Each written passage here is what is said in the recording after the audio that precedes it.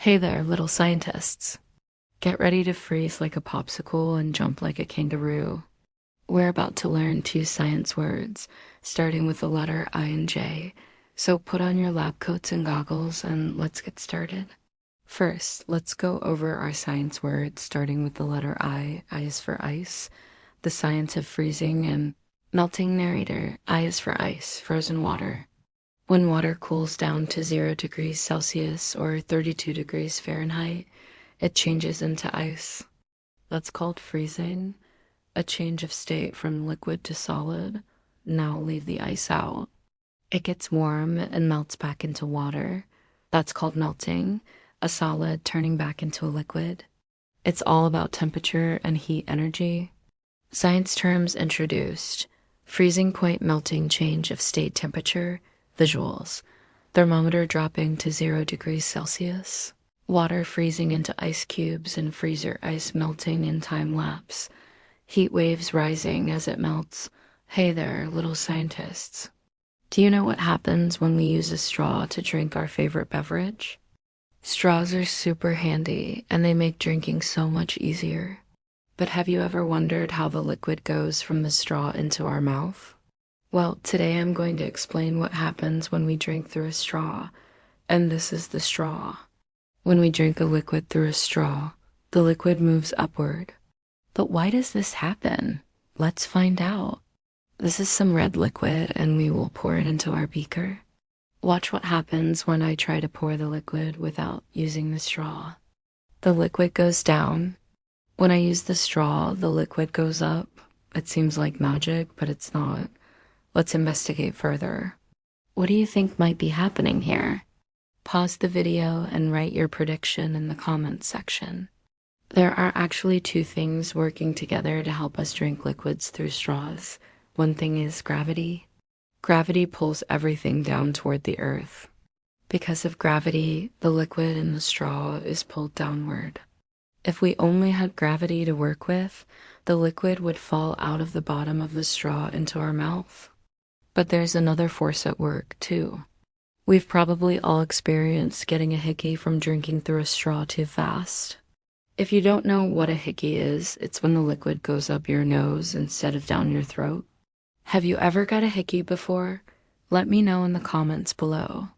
A second force helps guide the liquid down the straw and into our mouths instead of out of our noses. This force is suction. Suction is a really strong force, and it's the same force that allows us to suck the juice out of a watermelon.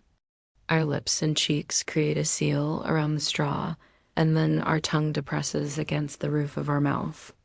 This creates a low-pressure environment inside our mouth. Since the air pressure outside of our mouth is higher than the air pressure inside of our mouth, we create suction, which sucks the liquid up and down the straw and into our mouth. Yummy. So next time you take a drink through a straw, remember it's actually suction and gravity working together to help you quench your thirst. Now let's move on to our next science word. Next, let's go over our science word starting with the letter J. Narrator. J is for jump. Let's use physics. When you jump, your legs push force into the ground. This force pushes you up. That's called action. Then gravity pulls you down. That's the reaction. This is part of Newton's third law. For every action, there's an equal and opposite reaction. Science terms introduced: force, gravity, Newton's third law, action and reaction. Visuals: child jumping with force lines, arrows showing motion up, and gravity pulling down, label. Action gives reaction, earth with gravity lines. Hey there, little scientists. Do you like to jump rope or skip or hop? There are many ways we use force when we jump. When you jump, you exert a force on the ground with your feet. This force makes the ground feel harder for a moment, and it sends a signal up your legs to help you jump higher. The ground pushes back on your feet with an equal amount of force. You can use this force to jump higher or farther. We call this Newton's third law of motion. For every action, there is an equal and opposite reaction. When you jump, you exert a force on the earth, and the earth exerts an equal force back on you. This is called action and reaction. Let's see some more examples of action and reaction. When you walk, one foot pushes back against the ground, and the ground pushes back with an equal force, allowing you to take another step. When you swim, you push the water with your arms and legs. The water pushes back on you with an equal force, helping you float and move through the water. When you ride your bike, you push the pedals with your legs. The pedals push back on your legs with an equal force, helping you keep moving forward. We use action and reaction every day. So next time you go out to play, remember to look for the action and reactions happening all around you. Now let's move on to our next science experiment. It's time to do a fun science experiment that shows action and reaction. I have 3 balloons here, and I'm going to blow them up and tie them off. Watch what happens when I let go of the first balloon. The balloon flies across the room because the air inside the balloon exerts a force on the rubber, and the rubber pushes back with an equal and opposite force. Do the same thing with the second balloon. Watch what happens. The balloon flies across the room in the opposite direction. When I let go of the third balloon, nothing happens. Can you explain why? Pause the video and write your prediction in the comments section. If you said the balloon didn't move because there was no air inside of it, you're right. Air has weight, and the weight of the air inside the balloon makes it possible for the balloon to fly when it hits the wall. When the air inside the balloon exerts a force on the wall pushes back with an equal and opposite force. This causes the balloon to bounce back the way it came. If there's no air inside the balloon, there's nothing pushing against the wall, so there's nothing for the wall to push back on. And that's why the balloon doesn't move. Now let's move on to our next science experiment. This experiment shows how objects change states from liquid to solid and from solid to liquid. I have some water here that I will pour into these 2 beakers. I will place one beaker in the freezer and leave the other beaker at room temperature. Watch what happens. The water in the freezer freezes into ice. When water freezes, it goes from a liquid to a solid. We call this freezing. Now I will remove the ice from the freezer and set it on the counter.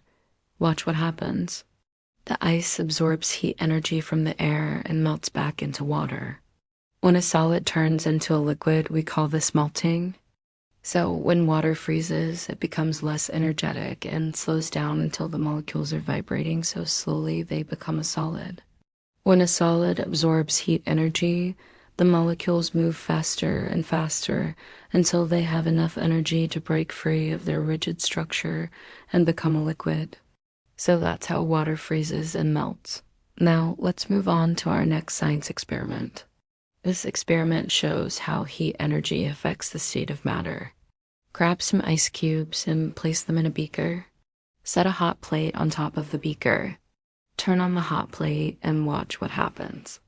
The ice cubes start to melt because the heat energy from the hot plate is transferred to the ice cubes. This causes the molecules in the ice to vibrate faster and faster until they have enough energy to break free of their rigid structure and become a liquid. So heat energy can be transferred from an area of higher temperature to an area of lower temperature. In this case, the hot plate has more heat energy than the ice cubes. So heat energy is transferred from the hot plate to the ice cubes, causing them to melt. Now let's move on to our next science experiment. Grab some water and place it in a beaker. Place a thermometer in the water and observe what happens. As the water freezes, the temperature drops until it reaches 0 degrees Celsius.